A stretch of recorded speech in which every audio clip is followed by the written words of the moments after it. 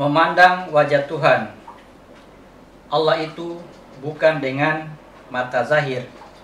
Maksudnya bukan dengan mata zahir ya. Jadi yang perlu kita ingat, keberadaan Allah itu mutlak. Mutlak itu artinya ya nanti kadang-kadang bisa dilihat, kadang-kadang tidak. Ya, itu mutlaknya. Bukan keberadaannya kadang-kadang muncul, kadang-kadang hilang. Dia itu ya, Allah itu keberadaannya mutlak tadi, tidak mengalami perubahan, tidak terikat oleh ruang dan waktu. Dia meliputi gaib dan nyata ya. Makanya ketika ya, keberadaannya ini ya, hanya mampu dilihat oleh orang-orang yang memang dibuka matanya oleh Allah. Dalam bahasa lain, Allah meminjamkan matanya kepada yang bersangkutan. Karena bahasanya begini. Seorang hamba yang disayang oleh Allah, seorang hamba yang disenangi, disayang oleh Allah, maka hamba itu akan dibunuh. Ya, maksudnya hamba yang dibunuh itu ya, sang hamba itu sudah tidak ada keakuannya, sudah tidak ada egonya. Jadi bukan dibunuh dalam artian dia mati betul. Ya, tetapi ya, Allah katakan ketika dia sudah dibunuh maka ya, lalu digantilah diri sang hamba dengan dirinya Allah. Nah, ini bahasa-bahasa seperti ini, bahasa-bahasa kiasan, bahasa-bahasa yang diusahakan untuk dimengerti apa maksudnya ini kata-kata seperti ini. Ya, tentu dengan rumus awal ya hanya yang diberikan kemampuan atau ya kesadaran oleh Allah yang bisa ya. Kita selama ini memahami bahwa ketika seseorang itu diberi kemampuan oleh Allah, diberi hikmah sehingga bisa memandang wajah Allah, kita memikirkannya seakan-akan bahwa orang yang bersangkutan itu punya pandangan mata batin. Ya. Selama ini seperti itu kita bayangkan, kita pikirkan bahwa ada orang yang bisa melihat wajah Tuhan dengan cara apa? Dia tutup mata lahirianya. Katakanlah begini, tutup mata lahirianya. Lalu kemudian ya dengan mata batinnya dia bisa memandang wajah Tuhan. Itu bahasa kode, bahasa perumpamaan, bukan mata kita yang kita tutup. Kita tetap melihat dalam keadaan seperti ini. Ya, kita tetap melihatnya. Kenapa? Karena ya, berkali-kali Allah ingatkan, Allah itu meliputi segala sesuatu. Coba kita buka kembali lah, coba perhatikan kembali itu surah 41 ayat 53. Saya ulangi, surah 41 ayat 54. Ya. Perhatikan, baca ulang berkali-kali kita baca. Surat 41 ayat 54.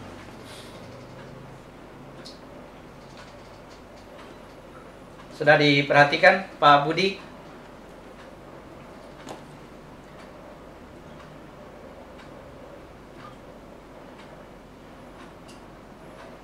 Coba kita baca. Sesungguhnya mereka selalu dalam keraguan-raguan terhadap pertemuan dengan Tuhannya. Ingatlah bahwa Allah meliputi segala sesuatu. Jadi mungkin mohon maaf ini Pak Budi ya. Mungkin Pak Budi belum ikut kajian dasar pembahasan tentang mudah-mudahan lah dalam kajian dasar ini kita akan bahas kembali tentang penyebutan nama Allah. Di video-video sebelumnya, pembahasan sebelumnya sudah ada penjelasan saya tentang siapa yang disebut dengan Allah, ya. Kenapa Allah meliputi semuanya? Allah meliputi segala sesuatu. Ya. Pak Kifli Latif sudah bergabung, Kifli. Perbaiki dulu suaranya baru kita baca surat 41 ayat 54 supaya lebih jelas lagi, karena ada lagi yang ingin menambah keyakinan ya, bukan belum paham ya, kita menambah keyakinan. Ya, Kifli Latif silakan. Bagus kalau begini, Ustaz. Ya, mantap. Surah berapa, Ustaz? Surat 41 ayat 54. Ingatlah, sesungguhnya mereka dalam keraguan tentang pertemuan dengan Tuhan mereka.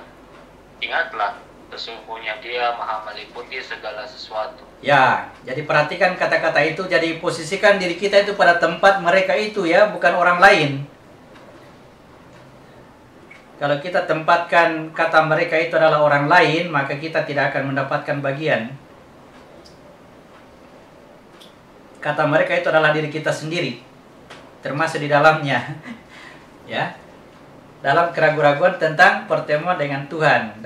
Dia katakan, ingatlah bahwa Allah itu meliputi segala sesuatu. Jadi saya mau jelaskan dulu pemberian nama Allah. Ini sebenarnya diajarkan melalui Nabi Ibrahim, ya, Nabi Ibrahim. Saya hanya kasih gambaran saja di sini, Pak Budi, ya, tidak menjelaskannya secara komplit. Nanti masuk di kisah Nabi Ibrahim baru kita bahas secara lengkap. Ya. Perhatikan Nabi Ibrahim itu, ya, pertama dia menghancurkan patung, ini ya, yang selama ini dipertuhankan oleh ya bapak-bapak mereka sebelumnya mempertuhankan patung, itu yang disebut adalah jasad. Jangan dulu bertanya. Jangan dulu tanyakan pada kesempatan ini, saya hanya kasih gambaran dulu siapa yang dikasih nama yang disebut dengan nama Allah. Ya. Kemudian sesudah menghancurkan patung, nah lalu pada suatu malam ya, dia melihat bintang. Ya. Jadi Ibrahim melihat bintang artinya dia melihat wilayah jiwa pada dirinya, bahwa di jiwa ini sebenarnya kekuatannya itu jasad. Tadi jasad tidak berdaya, kekuatannya itu ada di jiwa. Ya, itu namanya dia melihat bintang. Lalu satu ketika dia melihat jiwanya ini ternyata tidak berdaya juga, dia hanya mendapat kekuatan dari yang lain. Dikiaskan di situ bahwa bintang itu tenggelam. Ya, bintangnya tenggelam. Ya, maka Ibrahim tidak mempertuhankan bintang lagi. Lalu kemudian dia melihat bulan. Nah, ini dikatakan ini yang lebih besar. Ini Tuhan yang benar ini. Ya. Itu ketika dia disebutkan dia melihat bulan, itu artinya dia melihat apa yang ada di dalam jiwanya. Ternyata di dalam jiwanya itu ada kekuatan besar, ya, yang menjadi sumber energi dari jiwanya. Nah, sumber energi, sumber kekuatan itu adalah ruhnya sendiri. Nah, disebutlah dia mempertuhankan bulan. Dia katakan, inilah Tuhanku. Kata Ibrahim ini ya, inilah Tuhanku. Lalu Ibrahim menjelaskan ya, bahwa ternyata bulan ini juga dia melihat kelemahannya. Seakan-akan ini kelihatan sekali ini cahayanya bukan cahayanya sendiri ini sang bulan ini. Ada lagi ini sumber cahaya sebenar sebelum yang menerangi bulan ini. Ya, disitulah keluar kata-kata Ibrahim. Seandainya bukan karena petunjuk dari Allah, niscaya aku berada dalam kesesatan. Ya. Artinya ketika seseorang sudah mampu melihat hakikat dirinya atau ruhnya di dalam jiwa itu, mampu melihat hakikat dirinya, dia pasti akan berhenti di situ. Dia akan berkesimpulan bahwa ini Tuhan, inilah ruh, ya. Sampai-sampai katakan Tuhan itu adalah ruh. Nah, berhentilah pada ketuhanan Isa, mempertuhankan hakikat dirinya. Ya. Lalu datang Muhammad membelah bulan tadi, ya. Yang tadi bulan dianggap sebagai satu-satunya, sebagai ya hebat karena dia menerangi kegelapan, ya. Menerangi kegelapan itu maksudnya membuat mata yang buta menjadi melihat. Kalau bulan itu menerangi kegelapan. Ya. Ini Pak Karnawan dalam perjalanan. Sebentar ya, sebentar kita cerita ya Pak Karnawan, Pak Sudirman, Pak Haji Jamil. Kita bincang-bincang sebentar. Kita ambil waktu agak panjang malam ini. Sayang sekali nih, hidung ini tidak mau kerjasama. Tidak mau diajak kompromi. Kita dia, Pak Budi sudah sampai di bulan. Ya, dia melihat ada kelemahannya. Ketika datang Muhammad membela bulan menjadi dua. Sehingga sejak itu, ruh ini tidak bisa lagi dipertuhankan. Itu kode ya. Kita kembali ke ceritanya Ibrahim. Setelah dia melihat kelemahannya bulan, bulan itu tenggelam, ya lalu muncullah matahari. Ya, muncullah matahari. Ibrahim mengatakan, inilah Tuhan yang sesungguhnya. Ya. Ini Tuhan yang sesungguhnya, inilah sumber cahaya kehidupan itu. Nah, ternyata dia melihat matahari ini ternyata tenggelam juga, ternyata dia punya kelemahan juga, lemah juga. Ya, di mana tenggelamnya matahari ini? Dia kembali ke diri yang satu. Rahasia itu kembali ke diri yang satu dan rahasia itu tidak ada. Nah, ketika matahari ini tenggelam, kembali ke diri yang satu, Ibrahim berkata kepada umatnya, aku berlepas diri dari kalian. Aku mempertuhankan Tuhan yang menciptakan semuanya. Nah, yang menciptakan semuanya itu tadi adalah, ya, dari awal tadi, yang hawa nafsu disebut dengan ha, yang bintang itu adalah lam, yang ruh adalah lam, yang rahasia adalah alif. Nah, itulah nama Allah. Alif adalah rahasianya atau zatnya. Lam berikutnya adalah ruh yang satu alam dengan alamnya malaikat. Ya, satu alam dengan alamnya malaikat. Ruh itu disebut dengan malik atau raja. Ya. Malaikat jamaknya, kekuatan-kekuatannya. Kemudian bintang adalah jiwa yang sealam dengan jin. Lalu kemudian jasad adalah kekuatan hawa nafsu yang sealam dengan seluruh benda-benda nyata. Seluruh benda-benda nyata. Jadi Allah itu meliputi semuanya, rahasianya, ruhnya, jiwanya, jasadnya. Allah itu meliputi semuanya, zatnya, malaikatnya, alam jinnya, dan alam benda-benda nyata. Sehingga semuanya adalah Dia. Semuanya adalah Allah. Nah, pada pandangan saat ini, ketika kita berjasad, ketika kita memiliki mata lahir, maka pandangan kita adalah lahiriah. Dan yang lahiriah itu adalah dirinya Allah, bagian hanya Allah, huruf hanya Allah. Dari alif, lam, lam, ha. Kita melihat hanya, dan ha itu adalah Allah. Jadi kita melihatnya seperti itu. Jadi pandangan mata lahiriah itu melihat kepada apa yang dinyatakan oleh Allah sendiri. Nah, itu dikatakan Allah meliputi segala sesuatu. Jadi di mana saja kamu hadapkan wajahmu, di situlah wajahnya. Jadi perbedaannya antara orang yang memandang dengan orang yang melihat Tuhan dengan orang yang tidak melihat Tuhan adalah, ya, kemampuan memahami apa yang dilihatnya. Kalau yang diceritakan oleh Balkis, yang disebutkan dia menyembah matahari selain Allah, ya, mempertuhankan matahari selain Allah, maksudnya adalah, ya, Balkis itu hanya meyakini apa yang dilihatnya saja. Kalau La'ami yang memberi, tidak ada bantahan. La'ami yang memberi, tidak ada hubungannya dengan Allah. Kenapa? Karena saya lihat memang La'ami yang memberi. Kalau Pak Budi yang menolong, memang Pak Budi yang menolong, tidak ada urusannya dengan Allah. Nah, itu namanya mempertuhankan matahari selain Allah. Dia hanya melihat yang nyata saja, real, ya, realistis. Itu kalau matahari. Kalau siapa ini? Balkis. Jadi alif lam lam ha, alif lam lam ha itu meliputi semuanya, ya, meliputi semuanya. Jadi kita berada di wilayah alam nyata, alam lahiriah. Allah perintahkan, ucapkan tidak ada Tuhan selain Allah. Itu perintah. Kata ucapkan ini bukan ngomong, ya. Kita ini kan selama ini saya katakan sayang sekali kita kalau disuruh bersyahadat masuk Islam, ya kita disaksikan oleh orang-orang, disaksikan oleh sesamanya kita manusia.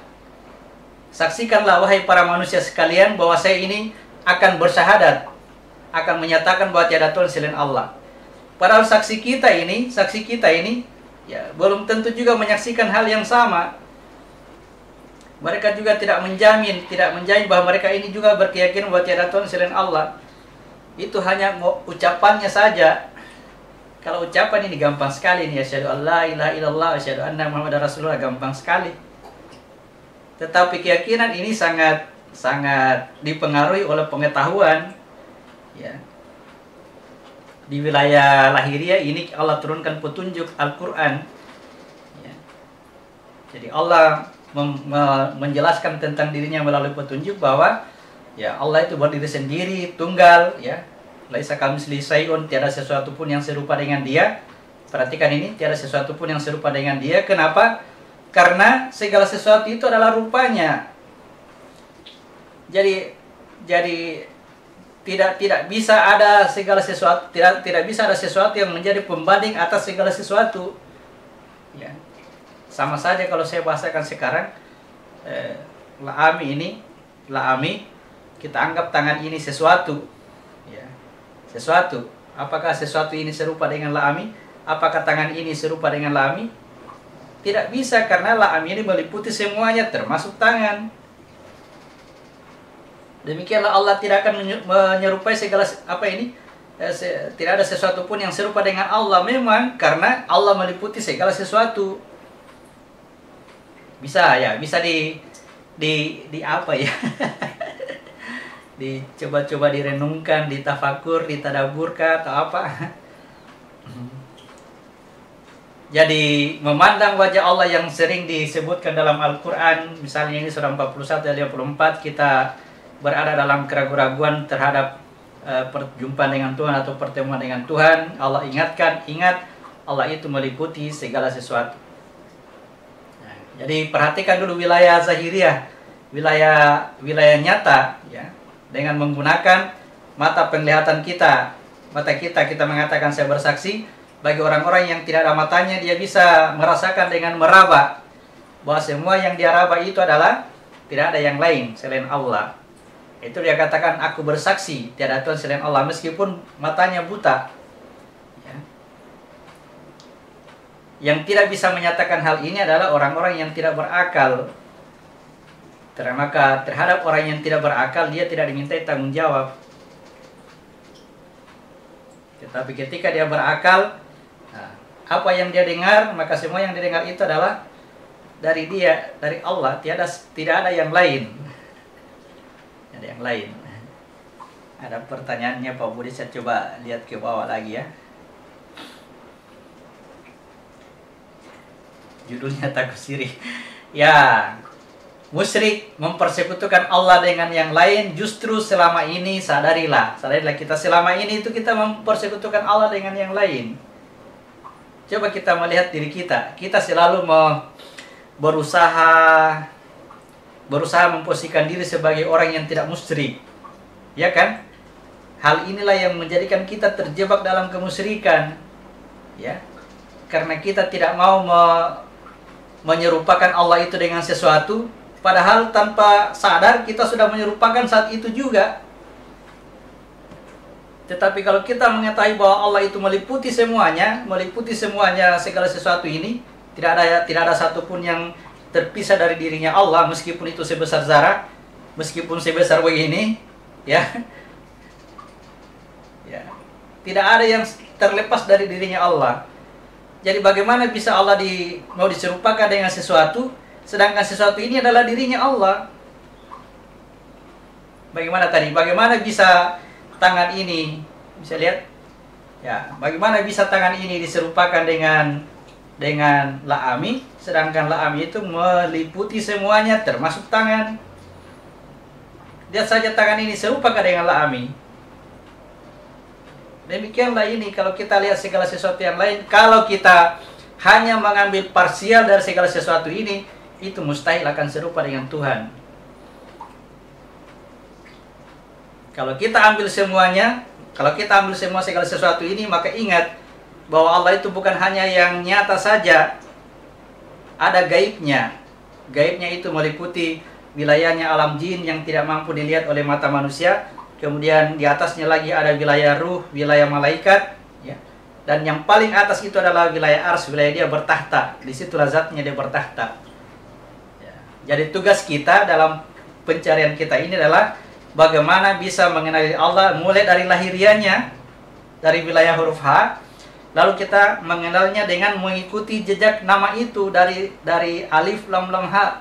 Kita berangkatnya dari H, baru masuk kepada lam, baru lam berikutnya, baru mencapai alif, zatnya itu.